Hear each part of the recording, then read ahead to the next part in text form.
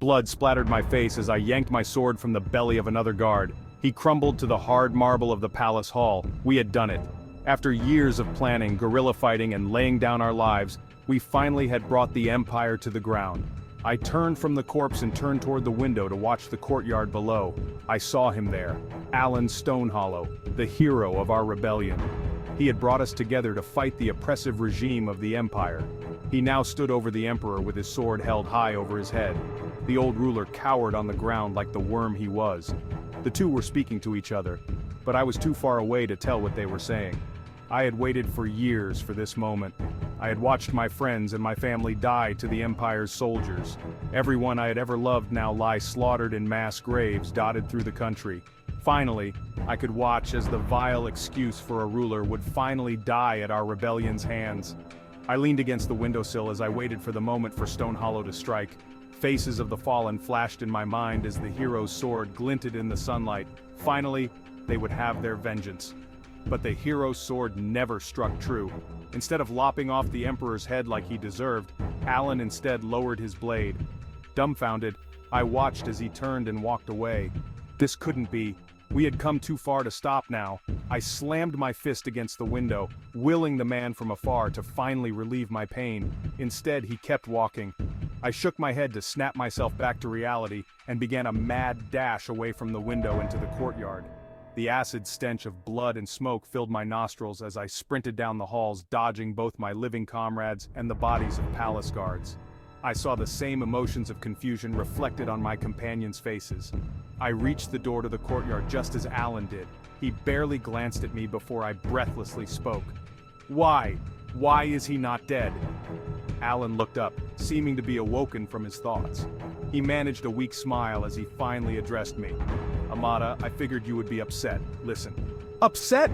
I cried, barely able to hide the rage behind my words. "You should have dealt that creature the same pain he paid us." "Look around you, Amata. See all the death that we dealt to get here." He gestured his hands broadly at the smoke beginning to rise from the palace's spires. "We have brought this empire to its knees. Now we must rebuild. I won't have our new country founded on death like his. He will serve as an example from his prison." "Bullshit! That man deserves no mercy, only pain. If I killed him, I'd be just like him." I was stunned.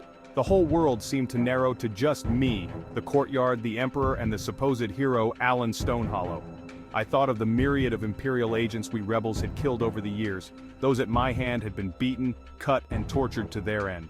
Each of their fates had been the cost of serving a dictator. Alan had killed many himself. He had insisted that he killed only when necessary, but I had seen the glee in his face as he cut a man's abdomen and watched his guts spill.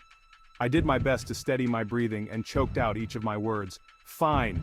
If you're too high and mighty to dirty your blade with his blood, then I'll add one more stain to mine." Alan seemed stunned, but quickly recovered and set his jaw. "If you do this, you'll be tried for murdering a prisoner of war. We're remaking this country, but law will still apply." It took all I had not to strike him then and there. Instead, I wordlessly stormed past him and moved across the courtyard.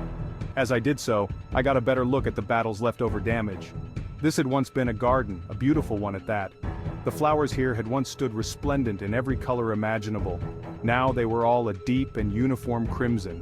Dozens of bodies in Imperial and Rebel colors lie among the plants, their limbs and armor tangled over each other where the fighters had fallen.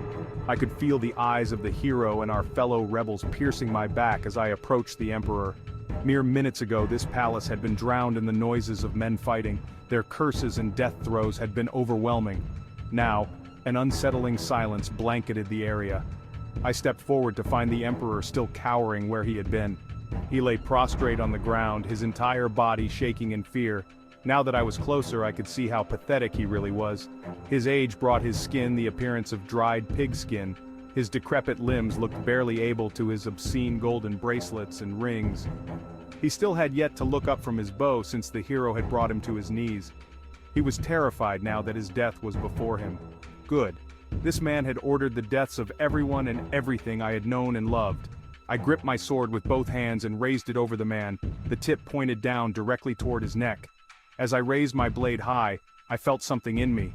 I did not know if it was pity or something else, but I hesitated in that moment. Could I really kill him? This man was vile and worthless at his core, but if I brought my sword down, would that undo all the deaths he had caused? Would killing him bring me catharsis? I could feel tears begin to pool in the corners of my eyes. I stood there unsure what to do for a moment, then I heard the Emperor finally speak. "Please." His voice was hoarse and weak, but still audible. "What did you just say, Worm?" I seethed, not even bothering to hide my annoyance. "Please, whatever you do, just don't kill me." He managed to choke out. Each of his words sounded like they were painful to speak. He was begging? After decades of an iron rule maintaining a regal veneer, he was reduced to begging for his life. He did not even bother to ask to spare his family or his men, just himself. I blinked away my tears as rage once again burned inside me. This was the man who ruled a regime of terror? He truly was lower than beasts. Alan said he would put me to trial for what accounted for killing an insect? Fine, those self-righteous idiots could have their trial. I had nothing left save this kill. I readjusted my grip on my sword and brought the weapon down hard into the Emperor's neck. As soon as I did, I heard gasps from the rebels behind me and the oncoming footsteps of Alan, the supposed hero. The ring of a sword being drawn echoed in my ears as I watched the Emperor's blood pool and spill out around my blade.